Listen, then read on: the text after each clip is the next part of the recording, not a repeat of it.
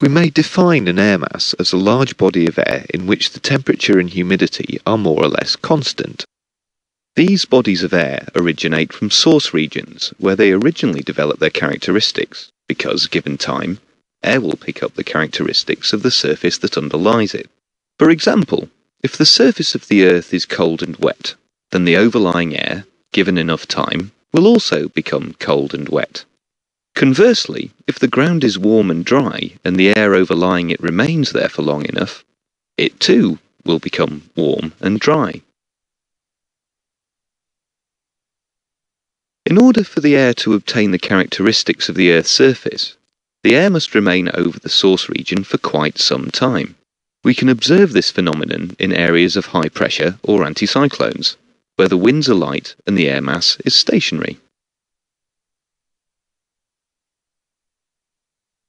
We classify air masses in two ways, by temperature and humidity.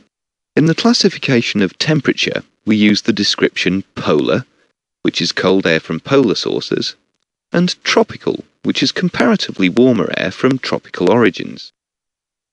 There is a third called Arctic, which does not necessarily imply it is colder than polar, but rather it describes its true origin, which is nearer the North Pole. There are two classifications denoting the humidity of air masses.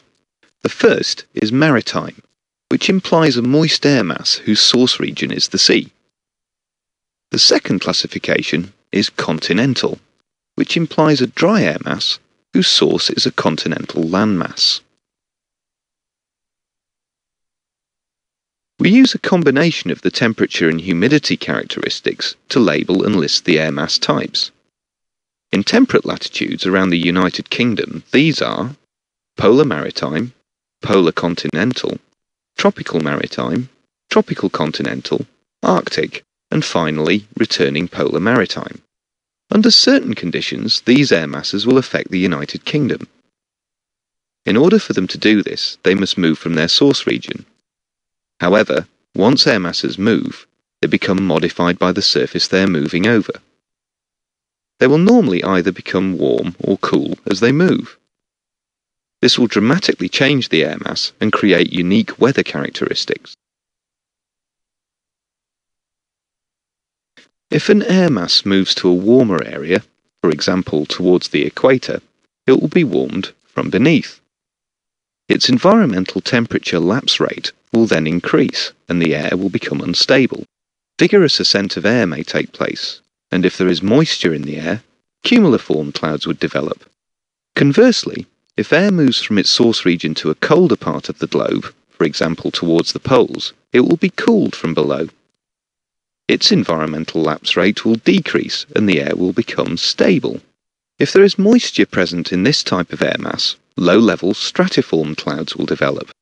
Now we have looked at the movement of the air masses, let us consider each air mass in detail and see what happens when they arrive over the United Kingdom. Click on the relevant air mass to discover how it influences UK weather. Then, Arctic air comes down to the United Kingdom in strong northerly airflows. The air quickly becomes unstable as it moves south across warmer and warmer sea, bringing snow showers to northern Scotland.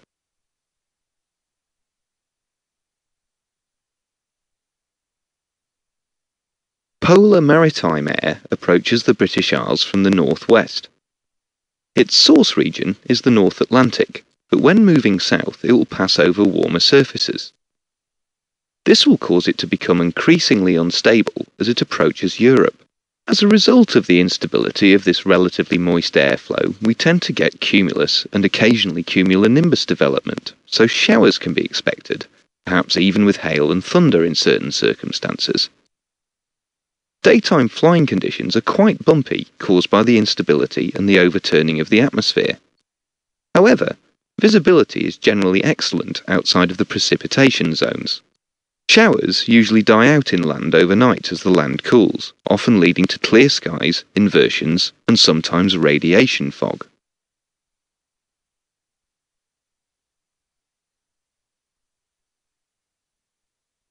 If polar maritime air moves southward before swinging to the United Kingdom on a northeast track, we call it returning polar maritime air.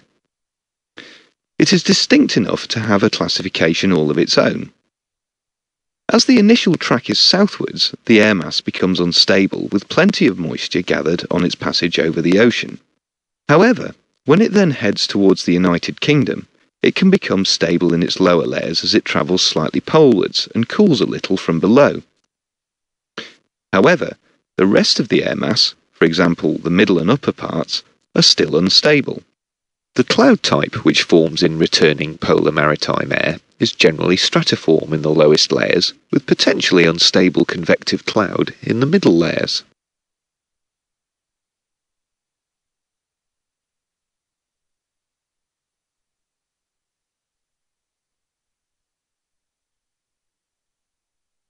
Tropical maritime air is the most common air mass affecting Europe.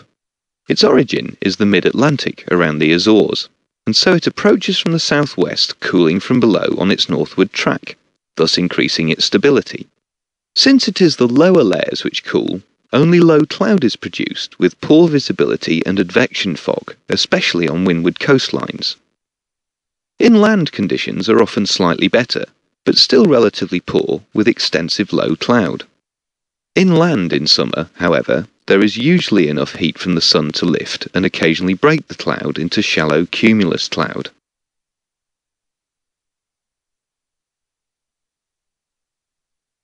Tropical continental air approaches the United Kingdom from the southeast. This air mass mainly affects the area in the summer and is responsible for the highest temperatures. It is dry usually with cloudless skies, although hazy conditions often result, giving moderate to poor visibility.